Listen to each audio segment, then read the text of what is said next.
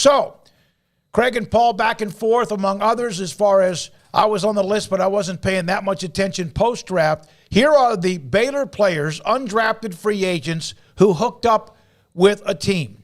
Ben Sims, the tight end, Minnesota. Christian Morgan, defensive back with Green Bay.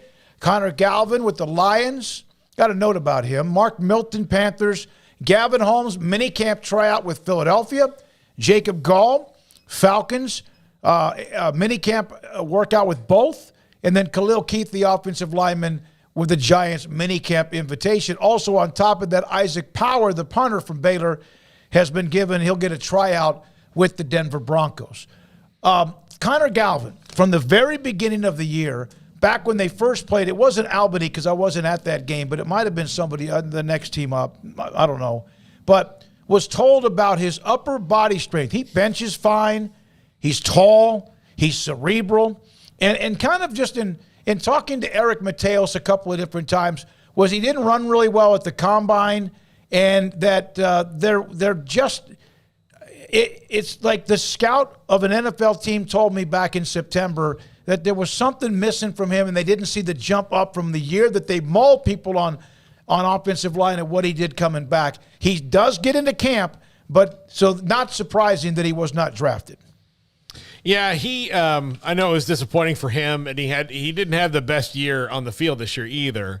I know it was disappointing for him that there was no that he didn't get that bump, and there wasn't the buzz around him. But he is where he is now in the Lions. Actually, this is the first time in my life I would have said that. It's not really a bad place to land right now. Looks like they actually might know what they're doing for the first time in forever. But you got to do what you got to do. But that Baylor offensive line to not have that many draft picks, given how many veterans are on it, was really kind of surprising to me. And look, I knew that Jacob Gall would be a guy who had to do that because he's not. You look at the guy that just drafted in the second round, Joe Tippmann, at 57 out of Wisconsin, he's gigantic. I mean, he's like a 6'5" center, and he's huge. Jacob Gall, actually, he's more built like an old school fullback if you look at him. So he was going to have to do that. But for Connor Galvin not to get drafted, I was pretty surprised. Yeah, I mean, it's, Siaki Ika did get drafted, so he was not on that list because he was selected. But all the rest, I mean, that wasn't a surprise. I said for the last 2-3 months that Siaki Ika was the only surefire draft pick they were going to have. And, well, he was the only draft pick they ended up with. Not that I'm always right, but it was just pretty clear that there wasn't a great amount of buzz or desire around the NFL to go and pluck any of these other guys because of various questions. Ben Sims has got some nice attributes, and I think he could hang around, but I don't know that they were so good that you're like, yeah, he's a guy we have to draft. I mean, he was a guy, though, that I think in undrafted circles was probably a pretty good get. Connor Galvin's got problems as far as his weight. He's not very big. He's 6'7" or whatever, and he's like barely 300 pounds or slightly over 300 pounds. That sounds good, but it means he's like a tall building, and he could be knocked over pretty easily compared to, guys who are maybe slightly shorter and 300 pounds or are 6'7", but they're like 335 pounds and they're naturally built out. He's a guy who's tall and skinny basically for the position.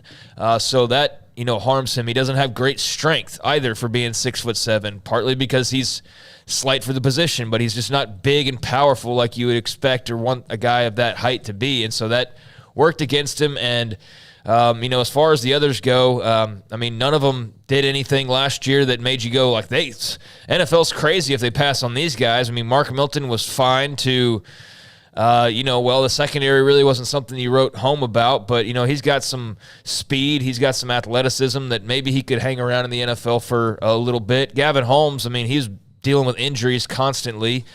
Jacob Gall's not the biggest guy in the world. Khalil Keith had, multiple opportunities to become a big-time draft pick and never seemed to fully take advantage of him. By the end of the year, he was getting suspended and sent home from the bowl game. So I can only imagine that, you go and sit down with NFL guys and they're like, so tell us how your career ended again. You were at the bowl game and you got sent home. Explain that to us. So that's just not the note you want to get off on. Right. Each guy, whether it's size or injuries or off field or whatever. Everybody had something, and that's the case across every program in America because thousands of dudes did not hear their name called. So they're by far not alone, or they're by no means alone in this. But yeah, it was disappointing. Just one guy. And even then, Ika, I mean, he almost went day 3. Yep. He was like 3 picks from going day 3. I sat there all night waiting for him.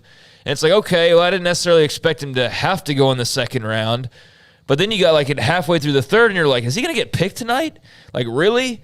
So, and then, you listen to the Browns conference, and they're like, well, we had a debate, and like he almost didn't get picked there. If he wouldn't have gotten picked there, he's probably a day 3 guy. So, I don't think that's an indictment or anything, but I do feel like they're going to have to, improve that as they go along. This coaching staff is their NFL ranks, and last year they had a great number.